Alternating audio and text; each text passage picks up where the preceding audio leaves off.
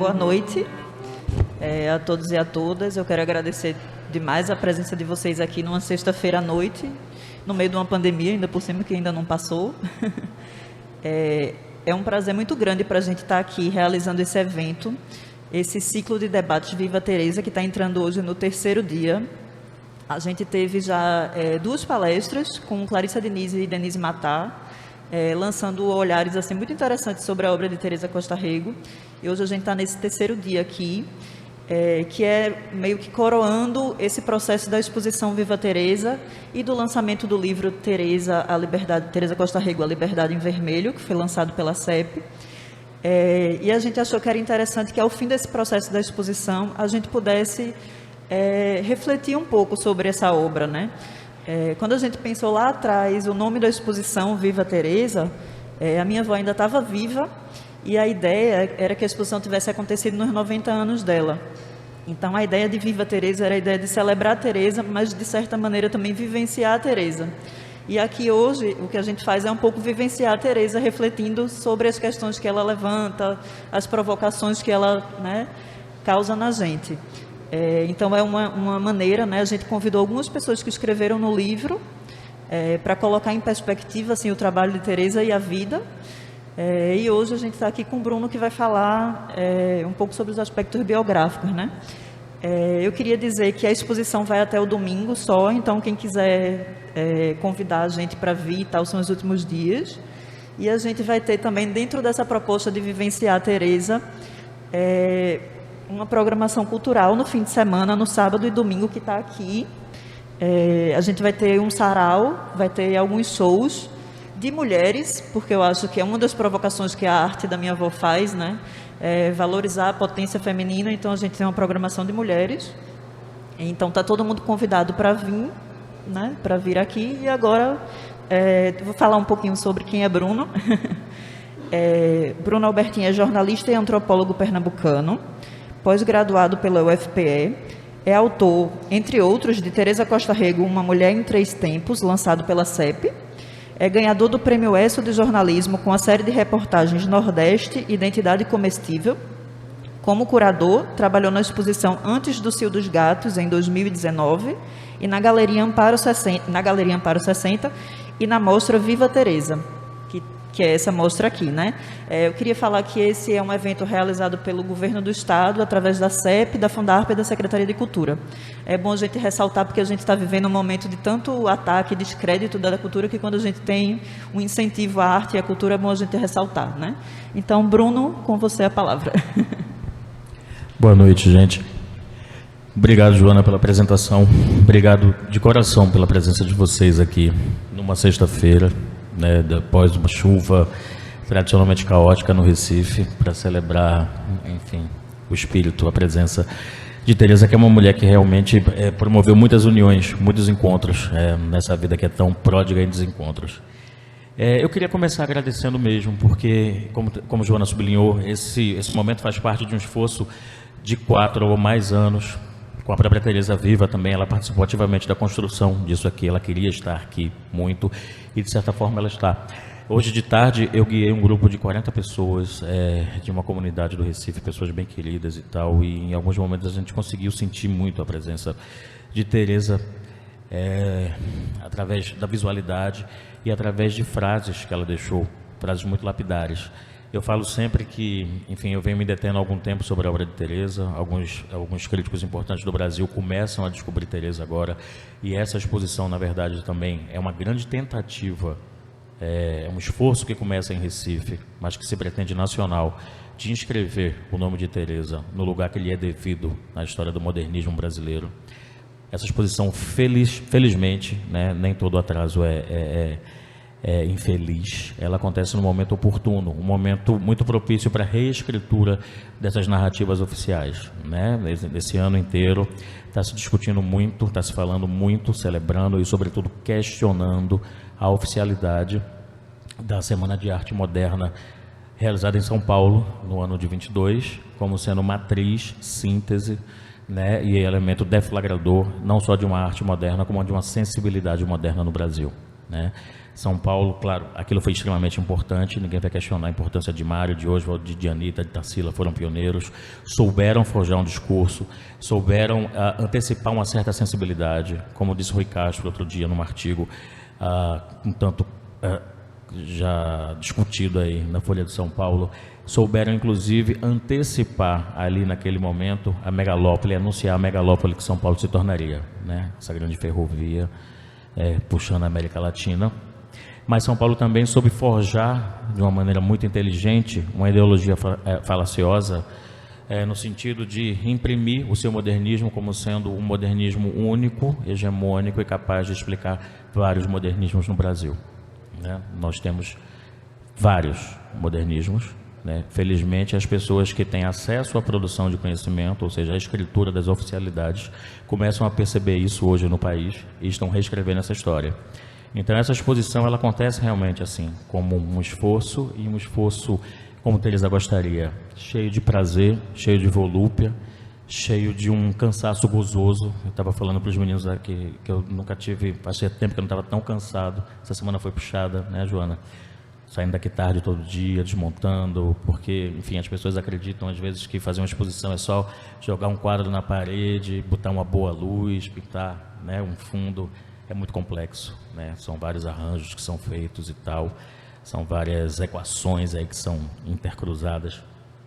E enfim, eu chego nesse momento assim de cansaço muito feliz, porque Teresa aparece agora, a partir desse momento no Museu do Estado, como um dos grandes nomes, né, desse modernismo pernambucano, esse modernismo caboclo, tórrido, saturado, figurativista, caloroso como a gente, preocupado também com a inscrição, com a escritura de um discurso regional. A arte moderna ela surge no Brasil, na verdade, com dois propósitos, né? Um é de romper assim, uma série de práticas e dogmas artísticos que vinham se impondo desde, grosso modo, o Renascimento, né? Ela surge com essa necessidade de assimilar e projetar essa sensibilidade que a era moderna traz, a urbanização, a industrialização, a noção de indivíduo que a psicanálise de Freud traz, uma série de coisas que o século XX trouxe. E também no Brasil, que mal se conhecia, ou pelo menos que mal tinha pensado tinha parado para se pensar, com a necessidade de constituir, de construir uma identidade. Então, Mário de Andrade, Oswald de Andrade, aquela turma lá do café, né, vão sair na frente e vão forjar esse discurso da identidade nacional a partir das práticas artísticas e a partir da vivência ali, né, quando eles vão buscar, sei lá, um ser profundo brasileiro, é o caipira da Tarsila do Amaral que está ali eleito, né, não é o nosso caboclo da cana-de-açúcar, não é o nosso moreno da beira do mar, enfim, ou as morenas, né, que aqui acabam sendo escolhidos como elementos de uma certa identidade difusa que também vai se constituindo aqui.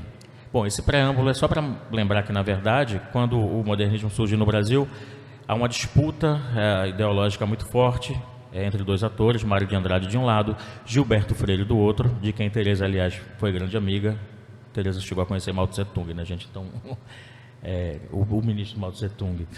Então, e era uma mulher absolutamente magnética, né? Ainda é. Então, as pessoas se aproximavam dela realmente com muita sede, com muita vontade, né, de descobri-la e tal. E aí Gilberto tentou imprimir com o movimento regionalista também um outro discurso para uma arte moderna que vinha surgindo, sendo praticada aqui no Nordeste. Naturalmente, né, com o poderio econômico e com a força da produção ideológica, acadêmica, com a USP, com tudo que São Paulo conseguiu aglutinar, Gilberto Freire. E esse regionalismo saiu perdedor nessa disputa histórica. Tudo isso é para dizer que Teresa surge no começo desse século XX, de muitas definições. E ela é uma personagem absolutamente privilegiada. Ela teve muita sorte, e além de sorte, ela teve coragem de aproveitar a sorte que teve, de desfazer inclusive os infortúnios que teve na vida. Teresa, como poucos artistas, viu e viveu tão intensamente o século XX.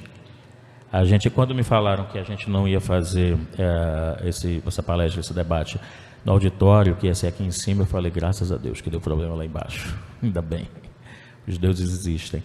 Porque a gente está numa sala aqui com um dos conjuntos pictóricos, visuais narrativos mais importantes da arte brasileira do século XX, não dito por mim, né, que estou apenas engatinhando nessa seara, mas por uma crítica do porte de Rada Abramo, um curador do porte de Marcos Lontra, com quem eu tenho a alegria de dividir essa curadoria dessa exposição, de ter pensado esse evento. Eu digo do porte porque, enfim, né, a história da arte contemporânea no Brasil passa pelo nome de Lontra, foi ele que estava lá nos anos 80, no Parque Lage, que descobriu toda essa geração hoje que representa e sintetiza o Brasil lá fora, Beatriz Milhazes, Cildo Meirelles, enfim, ele foi a pessoa que percebeu que havia algo de novo ali, né, e potencializou, criou um trampolim para que aquelas pessoas pudessem saltar para o mundo. E hoje ele está junto conosco aqui também, querendo fazer isso em relação a Teresa. Eu estou emocionado, sim, porque o momento é de emoção. E, sobretudo, porque tem muita gente conhecida, muita gente querida aqui na plateia. Gente que, inclusive, tem muitas histórias em comum comigo e Teresa, né, de vivências, de episódios. Eu lembro que a gente fez a última exposição de Teresa Viva lá na Amparo. Lúcia está aqui. E ela ficou muito feliz quando ela virou para a Lúcia e falou assim, meu Deus, que foi uma exposição coletiva. Teresa em contato e em diálogo com Juliana Lapa e Clara Moreira, duas artistas jovens, portanto contemporâneas, né, do ponto de vista cronológico, e Teresa dizia, meu Deus do céu, mas eu sou uma velhinha, tudo bem, eu sou uma velhinha safada, mas eu sou uma velhinha, e o que é que essas meninas querem comigo, porque elas estão interessadas em mim? E as meninas diziam, Teresa, você é infinitamente mais jovem do que nós duas jamais conseguiríamos ser, né? E foi uma bruxaria aquilo, não foi, Lúcia?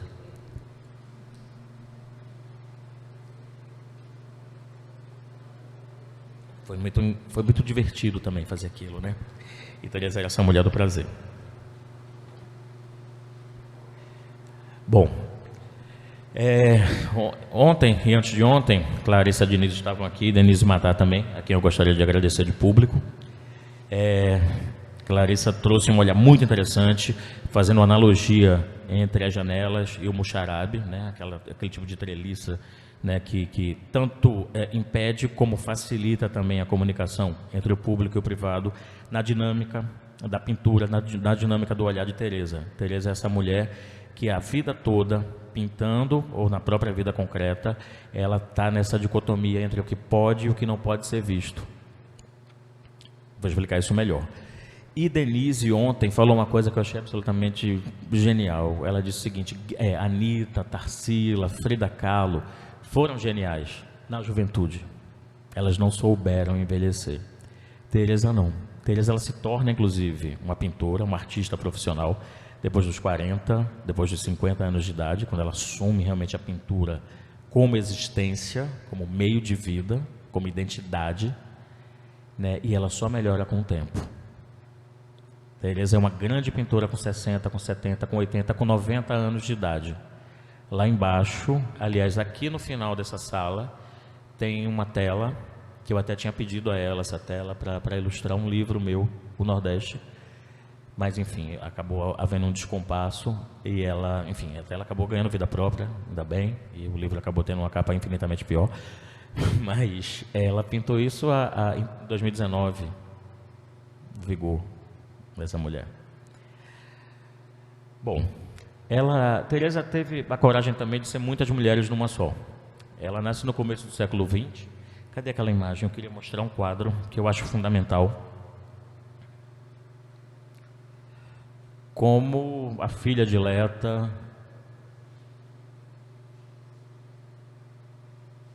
de uma família já um tanto em vias de decadência econômica, mas ainda plena de prestígio, da famosa e histórica aristocracia do açúcar em Pernambuco, né? Basta dizer que ela é bisneta do Conde da Boa Vista, que dá nome à principal avenida do centro da cidade.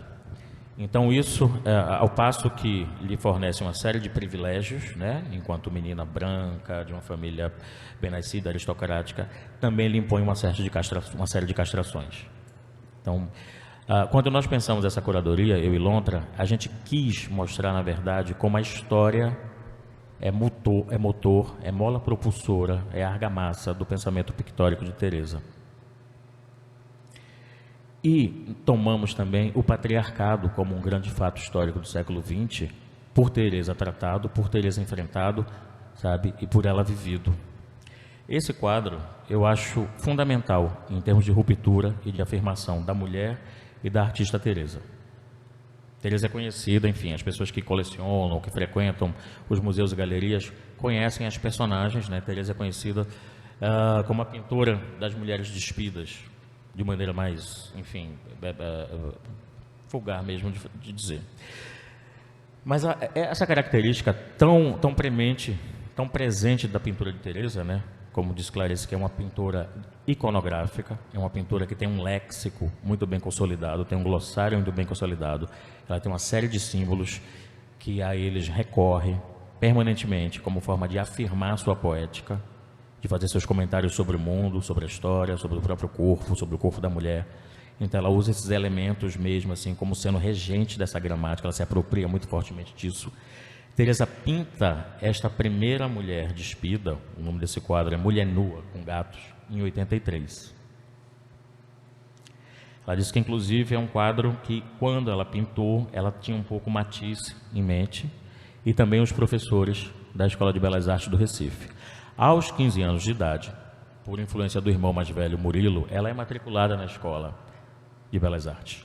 E vai ser colega, inclusive, de futuros nomes importantíssimos da arte pernambucana e brasileira.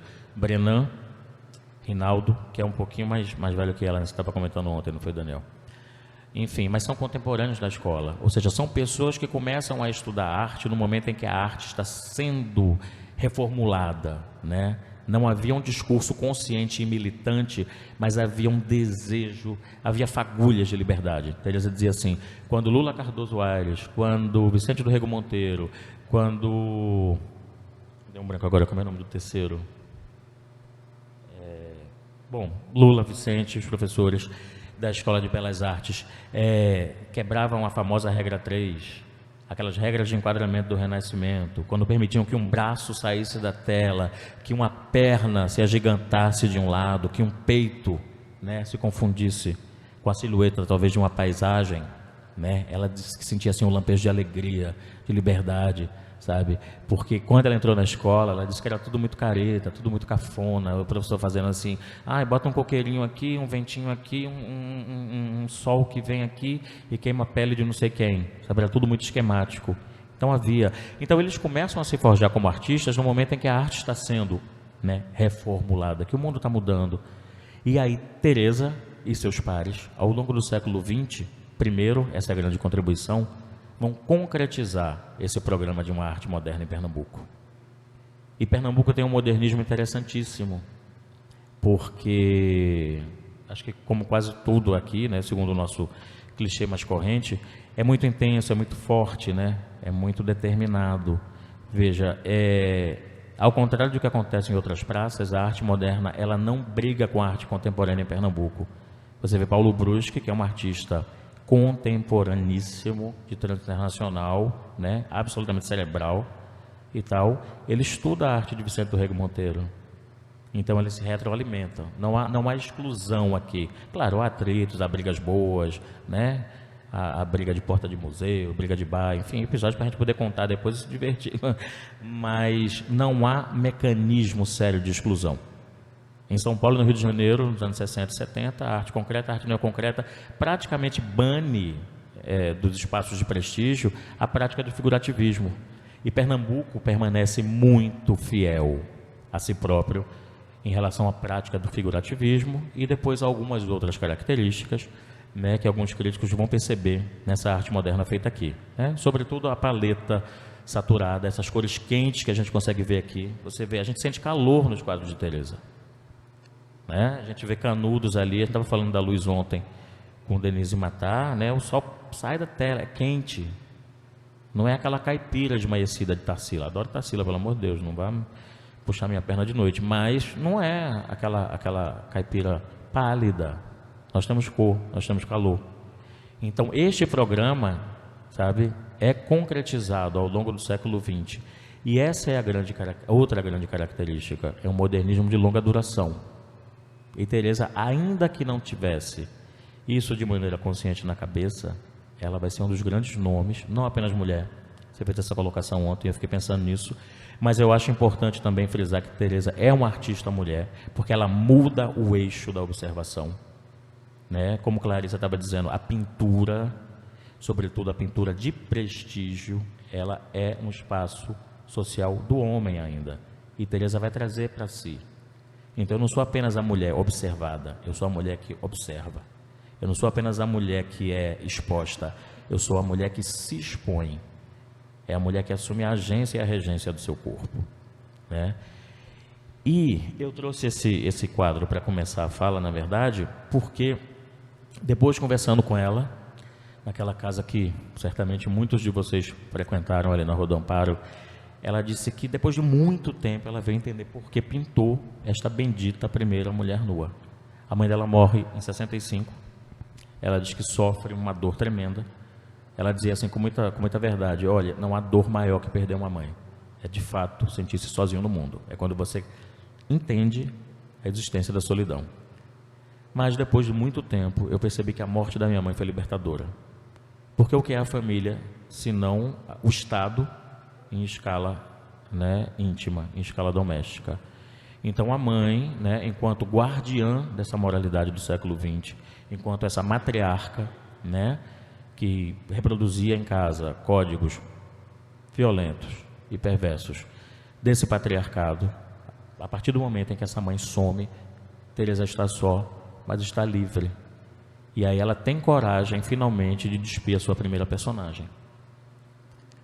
E aí depois, nenhum artista tem plena consciência do que faz, não tem. Nem jornalista, muitas vezes, consegue controlar todos os sentidos que aciona no seu texto. A gente sabe, a gente escreve uma coisa, quando vai ler, eita, falei nem o que eu... Acabei falando mais do que eu devia, ou menos do que eu queria. Então, ela teve a consciência de que, ao despir esta primeira mulher, ela estava despindo a si própria e despindo gerações de mulheres que antecedem e que a sucedem.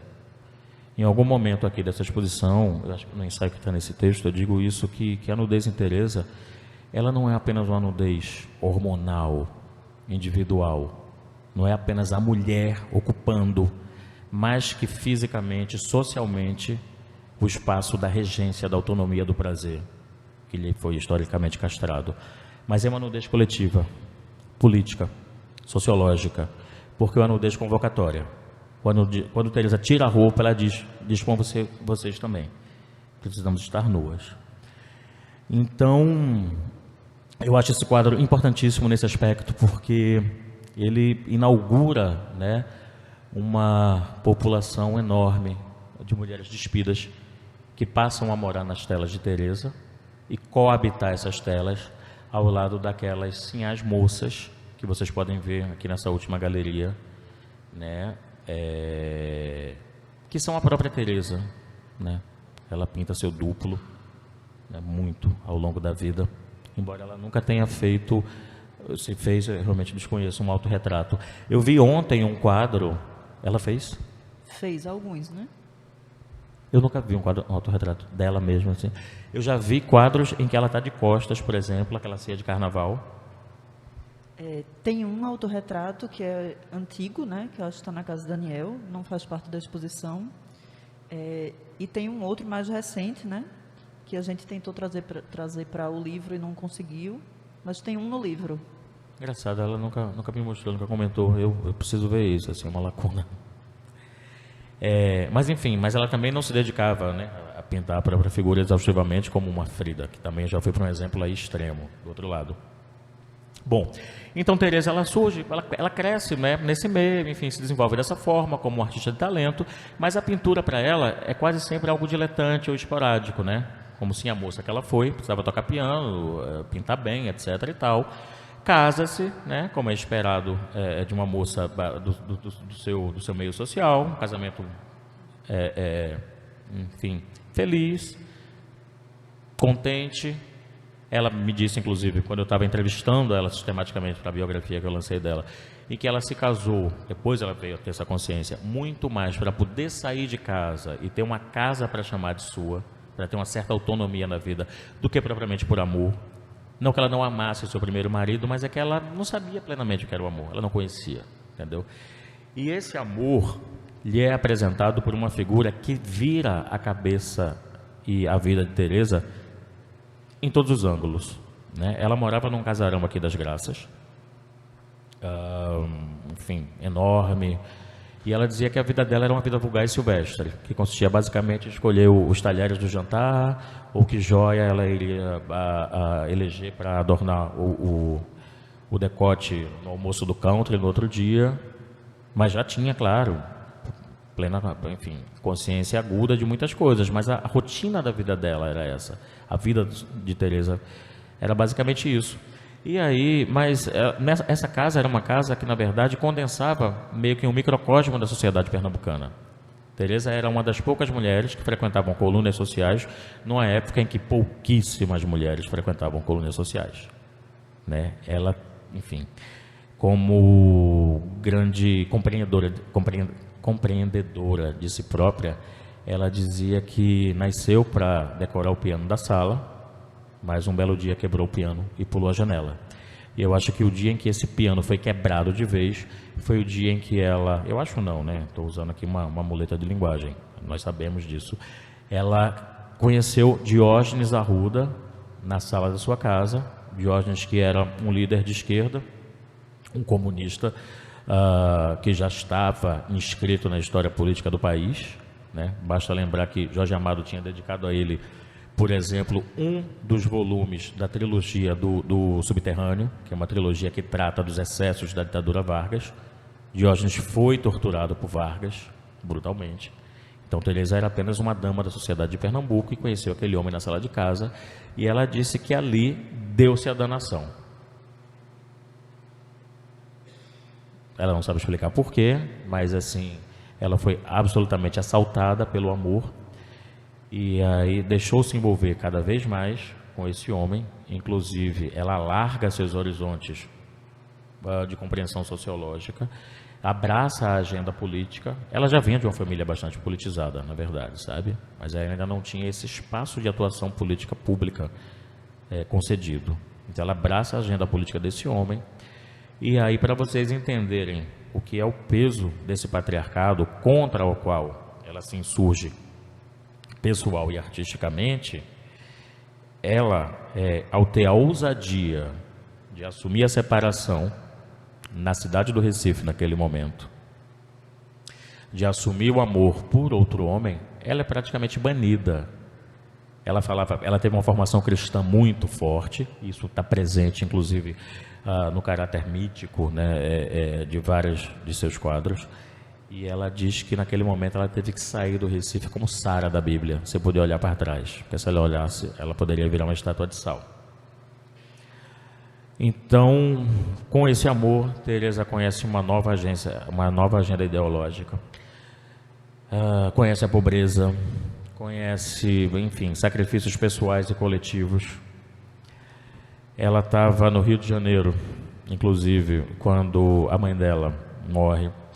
E o irmão, se eu não me engano, Murilo, que era deputado federal na época, ele volta para Recife num aviãozinho fretado e tal, e a família vem. Preste atenção no patriarcado, como ele opera, né, sem avisar que vai operar. Teresa é interditada, ela é proibida de entrar no avião por ser uma mulher separada, por ser uma mulher vivendo, né, a autonomia do seu amor. Então ela vem num avião de comum, comercial, né, e ela é proibida inclusive de acompanhar de perto o cortejo fúnebre da própria mãe. Ela me contava isso sempre, Teresa, o que facilita muito, facilitou muito, assim, talvez o meu trabalho como pesquisador, como biógrafo. Ela tinha uma memória muito clara dos fatos vividos, ela repetia sempre. Inclusive ela disse, teve uma senhora que hoje em dia vive atrás de mim para comprar um quadro meu. Quando eu estava no cemitério com a minha mãe, essa mulher só faltou, escondida atrás de uma árvore, observando de longe, essa mulher só faltou cuspir na minha cara. E hoje ela fica bajulando. Aí Teresa falava assim, que ela tinha uma maldadezinha deliciosa. Ela falava assim, pois eu passo fome, mas eu nunca venderia um quadro dessa mulher. Eu peço um pão na vizinha. Enfim. E aí, com este homem, ele é preso na ditadura de Médici, né? Sai da prisão bastante machucado. Cadê o negocinho? Tá aqui. com os dedos quebrados para não escrever, cego de um olho, com a perfuração no pulmão. Eles sabiam, foram avisados pelo partido, que se continuassem no Brasil seriam mortos. Então, o exílio é a única opção para continuar, para seguir vivendo. Eles vão para o Chile, que era a única república de socialismo democraticamente eleito na América Latina, e viviam em certa calmaria em Santiago do Chile durante 2 anos. Inclusive, curiosamente, dividiram um apartamento lá com Geraldo Vandré, o compositor, até que há o golpe no Chile, né, além de assassinado, e Teresa, por mais um incidente biográfico, acaba sendo testemunha da história. Do apartamento em que ela morava, ela ouviu os tiros que atacaram o Palácio de La Moneda. Ela morava perto, inclusive, no caminho do Estado Nacional. A ditadura do Chile, a gente sabe, foi uma das mais brutais, uma das que promoveu uma das maiores carnificinas na história das ditaduras recentes do Ocidente, né? E ela viu os caminhões passando com aqueles corpos. Diógenes foge para a Argentina, Teresa fica lá mais um tempo. Por pouco também ela não é fuzilada, porque havia uma ordem para que qualquer pessoa pega na rua depois das 18 horas fosse sumariamente fuzilada. Ela, enfim, como uma mulher muito elegante que sempre foi, ela conta essa história, meu Deus, ela teve um sangue frio, um espírito. Ela virou para o sujeito e falou assim: pois me prenda, porque meu pai é um general e ele que está patrocinando aqui esse golpe de vocês e tal. Foi uma atriz incrível. Ela disse que quando chegou em casa ela tremia, pegou as coisas, fugiu do Chile, deixou 27 quadros na parede. Ela pretendia pintar lá, assinados com o nome de Joana, que é a segunda identidade. Não por acaso Joana se chama Joana, né? Joana tem esse legado também no nome. Eu sou uma homenagem. Eu sou uma linda homenagem. E ela sai correndo. Ela bota um casaco de pele sobre o corpo, menos para se proteger, porque aquilo poderia valer alguma coisa no caminho para ser vendido, um punhado de dólares, umas pérolas, e vai-se embora. E aí eles realmente abocanham o mundo. Eles vão para Paris, e Paris é o portão do mundo. Então, em Paris, Teresa, a partir de Paris, Teresa frequenta muito, ela mora em Portugal também, frequenta muito a minúscula Albânia, que vivia também um regime comunista, vai muito à Alemanha Oriental, vai muito à China maoísta, conhece os bastidores da China de Mao Tse-tung. Eles chegam a ser recebidos com honraria de Estado pela corte comunista de Mao Tse-tung. No episódio que eu conto lá no livro, inclusive, que lhe oferecem ao final de um jantar laudatório a cabeça de um macaco vivo. Isso é uma deferência até hoje, uma herança da China imperial.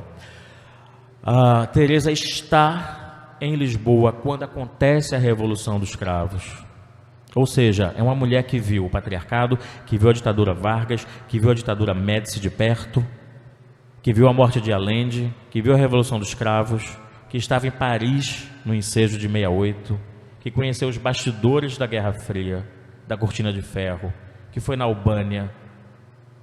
Diógenes tinha esse vulto importante político. Ele era recebido com o status de possível presidente do Brasil, dirigente do Brasil, caso houvesse uma revolução aqui. Ele rivalizava em importância com Luiz Carlos Prestes, né, nesse trânsito, desse prestígio internacional. Então ela teve um acesso muito privilegiado a tudo isso. E não tendo o que fazer em Paris, sem falar uma palavra de francês, esta mulher presta um mestrado na Sorbonne, é aluna de Pierre Vilar, que é um dos líderes da Escola dos Análises, enfim, uma corrente aí que modernizou a sociologia aí nos anos 60, 70, e faz uma tese sobre a formação do proletariado brasileiro e é laureada pela Sorbonne. Ela aprendeu a falar francês depois.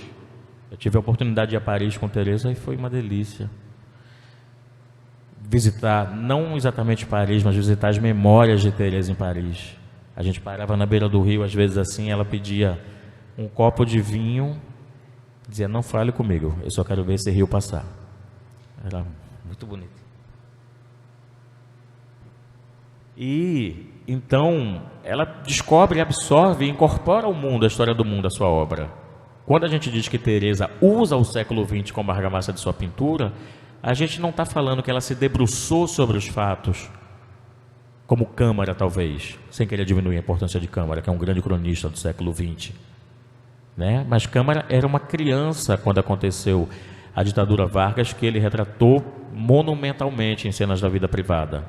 Teresa viveu o século XX. sabe? Com seus prazeres, com suas dores, com as suas angústias, com as suas violências. A gente muitas vezes ia jantar na casa dela, né? Ela já consagrada, já estabelecida, enfim, né? Já enfim, o poder aquisitivo restabelecido e tal, depois enfim, das intempéries do exílio, e ela fazia questão de receber a gente sempre com uma tortinha a Flávia lembra disso, uma tortinha de trigo com cebola, né, Lúcia? Que não levava nem uma lasquinha de queijo. Tereza, pelo amor de Deus, para de ser pirangueira, bota um queijo nesse negócio. Ela, não. Lá em Paris o queijo era caro, a gente comia assim, e eu vou comer assim para lembrar como era. E aquilo era uma delícia, virava assim, era o prenúncio de um banquete interminável. No final tinha queijo. Mas ela era essa mulher das liturgias, né, do cultivo da própria memória, do cultivo da própria biografia, do respeito pela própria história. E em 79, eu vou, enfim, começar a condensar mais, porque a gente também não vai ter muito tempo. E Tereza é assim, né? Tereza é assunto para um seminário, não é assunto para uma conversa. Em 79, finalmente com a reabertura política do Brasil, eles planejam a volta. Tereza disse que morria de saudade, mas era uma saudade de doer das filhas de Laura, de Tereza, né? Com quem se comunicavam muito pouco, por uma série de questões, não só porque não tinham telefone, né, por medo de serem descobertos ali, né, pela ditadura, pela polícia, por uma colaboração internacional. Ela dizia que ia para um orelhão num determinado lugar lá em Paris e conseguia ligar de graça para casa e avisava, olha, está tudo bem, tal, não sei o quê. E ela disse que chorava de saudade do cheiro das frutas, do cheiro da manga, sabe, do cheiro dos quintais, do Recife, de Olinda, sabe, da família que ficou aqui. Enfim, começa a haver a tal abertura política, né, a anistia gradual, e eles planejam a volta. Tereza vem 3 meses antes, trazendo a biblioteca, trazendo os móveis, inclusive aquele armário que está lá na entrada da exposição é um móvel que ela usava no seu apartamento de Paris, por ela pintado, né? Ela também gostava de fazer essa arte terapêutica, decorativa. E ele vem 3 meses depois. Eles planejam, eles têm algum dinheiro ali, planejam comprar um apartamento no Rio de Janeiro para se restabelecer no Rio, levar a família para lá. Se encontram no Rio, vão dar uma volta na Cobal, e tomam um vinho, e comem bacalhau, e comem bolinho de bacalhau, e no outro dia vão a São Paulo para organizar e promover o primeiro grande ato público pela redemocratização do Brasil, um ato pela volta das liberdades políticas, e para festejar a volta de João Amazonas, que vinha do exílio também de Paris. Eles estão a caminho do Sindicato dos Metalúrgicos de São Paulo, em carros diferentes, por uma questão de segurança. Tereza no carro com uma amiga, esqueci o nome dela agora, uma amiga muito... escrevi tanto o nome dessa mulher, mas enfim. E no outro carro está Amazonas, está Arruda e, se eu não me engano, João Pomar. E num determinado momento, simbolicamente na rua Tutóia, onde ficava o doicode no qual Diógenes foi torturado, o carro de Diógenes para, o carro delas também para, e aquela confusão que aconteceu, ele tinha acabado de sofrer um infarto. E ele é vitimado, ele morre por esse infarto. Vão para o necrotério, aquela confusão. Tereza pede para ficar a sós com ele no necrotério. Um amigo testemunha essa cena. Ela diz que entrou ali para conversar com ele morto, né, o grande amor da vida dela defunto. E ela diz que começou a bater, a chacoalhar o corpo dele, a dizer: você não podia ter feito isso, você não tinha o direito de morrer agora.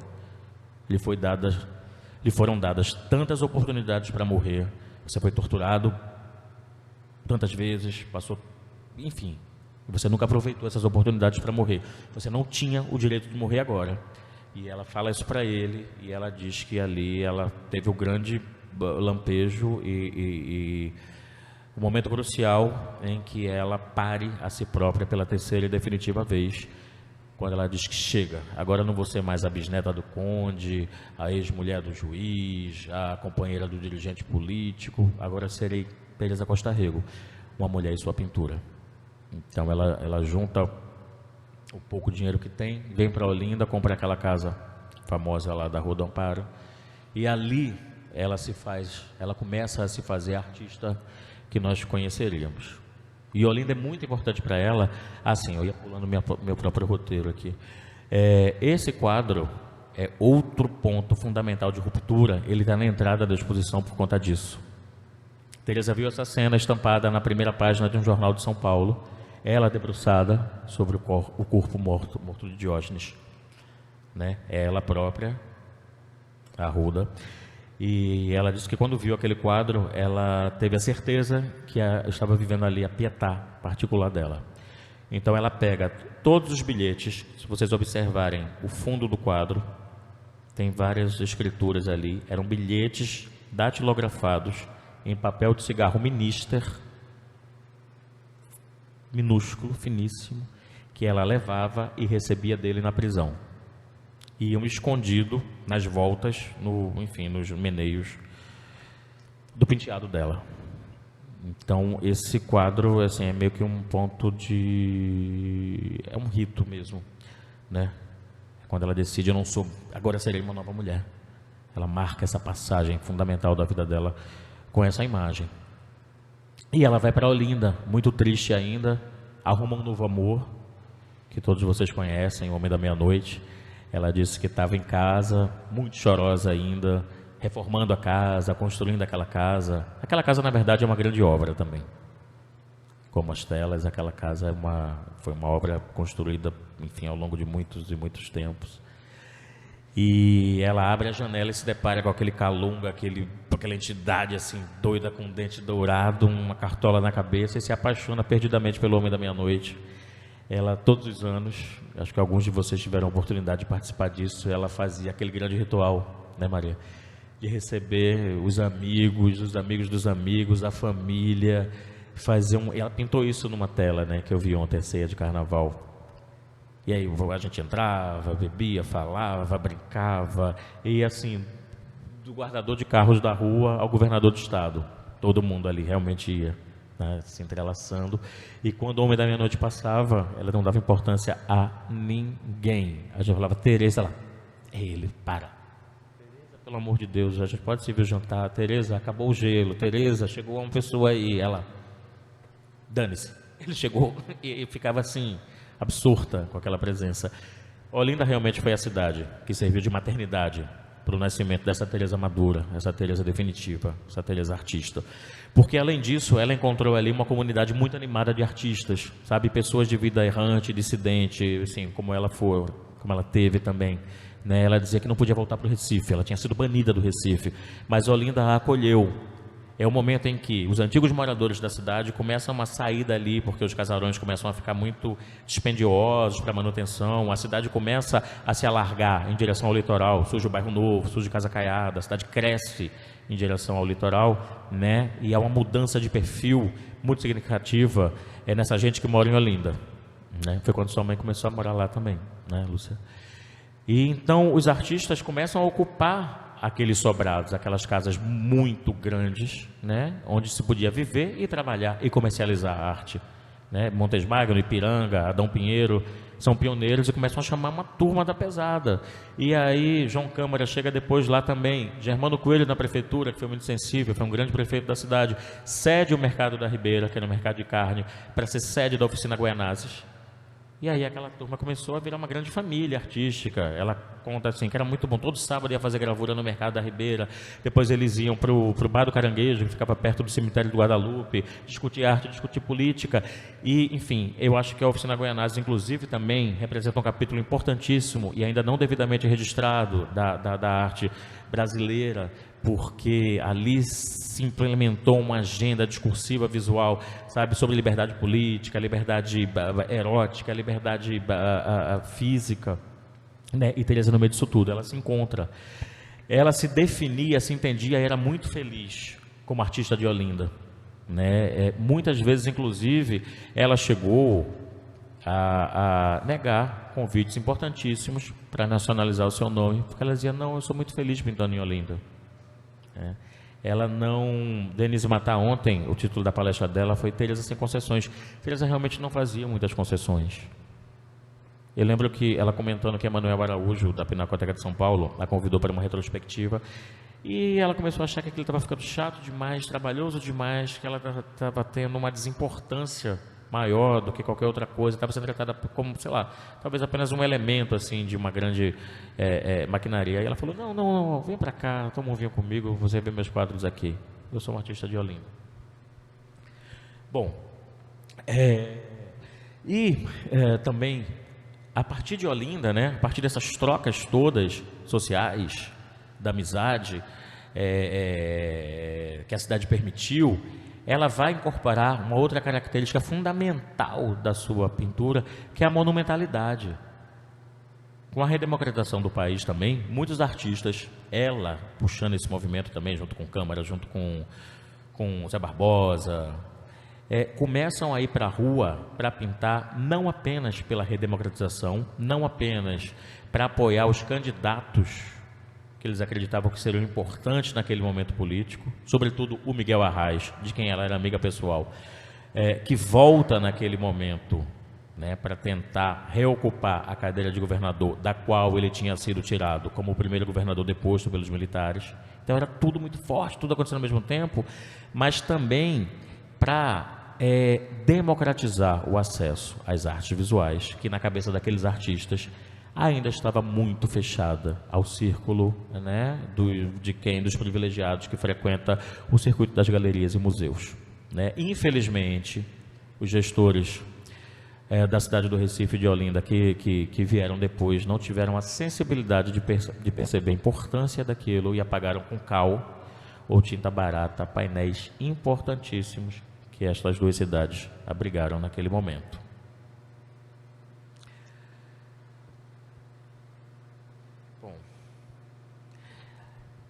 Ao ter esse entendimento da história como algo absolutamente importante, Teresa, em um determinado momento, começa a transformar isso num programa, numa agenda, né? Esta série, que ocupa esta sala, é a mais importante delas, né? Tinha falado para vocês, que é as 7 Luas de Sangue, em que ela trata desses elementos importantes e definidores dessa brasilidade no século XX.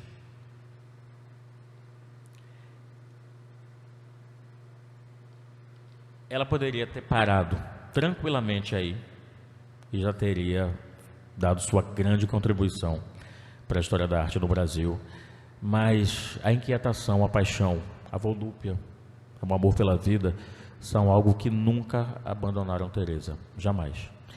Aos 86 anos de idade, ela concluiu esse painel, esse mural, que confirma essa característica da monumentalidade da obra dela, desse gigantismo que ela assimila com a Brigada Portinari. Ela dizia que antes seus quadros eram até pequenos, eram até menores. Depois da Brigada, depois que ela foi para a rua, inclusive o Daniel, neto dela, está aqui, e a Pirralha tem uma foto dele ajudando, carregando balde de tinta barata, né, pincel vagabundo. Ela disse que quando ela abriu o braço para pintar nessa escala, esse braço nunca mais fechou. Então ela passa a pintar nesta dimensão, nessa escala, com essa monumentalidade. E aí vocês imaginam o que é uma mulher de 86 anos que se dedica a um trabalho como esse, inspirado também um pouco nas célebres pinturas de batalha de Goya, né? E é um exercício muito rico, imaginoso, de ficção histórica, né? Porque esse fato das heroínas de Tejuco-Papo ele não foi devidamente comprovado ou inscrito na história oficial, mas ela dizia, tá, essa frase aqui reproduzida: se a batalha aconteceu ou não, menos importa, importa ter ficado um mito. Há anos precisava vomitar essa história. Então, Teresa dá a sua versão particular, né, desse episódio no qual 6 mulheres teriam liderado um exército de comunitário contra a invasão de uma brigada holandesa. Bom, eu acho que era isso que eu queria dizer hoje, de maneira mais um tanto quanto sucinta, para mostrar como Teresa confirmou o vaticínio de João Câmara. Ela me ligou na manhã da sexta-feira, em que ela faleceu, dizendo que não aguentava mais essa coisa desse vírus. Ela dizia: eu já vi tanta coisa no mundo, eu não vou ficar com medo de um germe. E aí minhas filhas, Maria Tereza quer mandar em mim agora, de noite, quando todo mundo dormir, eu vou pegar um vinho, táxi, vou ir na sua casa, a gente vai tomar esse vinho. Eu vou voltar antes que elas acordem, ninguém vai saber. Eu falei: deixa de ser doida, que esse germe vai acabar, a gente vai tomar muitos vinhos. Não só esse, escondido. E ela tinha essa vontade de expor realmente, assim, até o último momento, e uma vontade de fazer com que o país agora, de fato, conheça a sua obra. Eu vou recorrer a uma frase de Marcos Lontra, meu colega, meu amigo, nessa curadoria, que diz que o Brasil tem não apenas o dever, mas, sobretudo, o direito de conhecer a obra de Teresa Costa Rego. E como disse João Câmara, a morte até a venceu, o tempo nunca. O tempo não conseguiu dobrá-la. É isso. Muito obrigado mesmo.